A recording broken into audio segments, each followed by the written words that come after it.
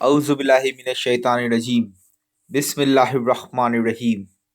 Surah Al Fajr, the dawn. In the name of Allah, the most gracious, the most merciful. By the dawn, by the 10 nights, by the even and the odd, and by the passing night. Is there not in this strong evidence for a man of sense?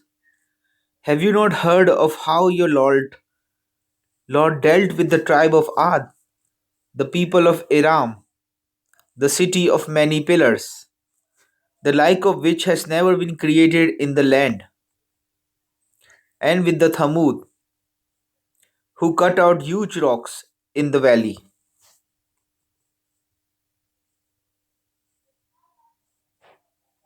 and with Pharaoh of the stakes.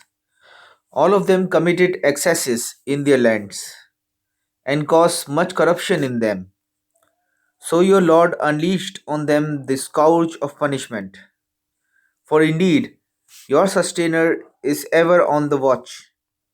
As for man, when his Lord tests him through honor and blessings, he says, My Lord has honored me. But when he tests him by straightening his means of livelihood, he says, My Lord has disgraced me. No, indeed, but you show no kindness to the orphan, nor do you urge one another to feed the poor, and you greedily devour the inheritance of the weak, and you have a love of wealth which can never be satisfied. No, indeed, when the earth is crushed and ground to dust, when your Lord comes down with the angels, rank upon rank, and hell is made to appear on that day, then man will be mindful.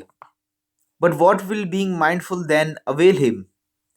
He will say, Oh, would that I had provided beforehand for my life.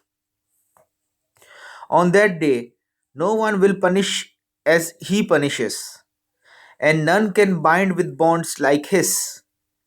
But to the righteous, Allah will say, O soul at peace, return to your Lord well pleased, well pleasing, join my servants, enter my paradise.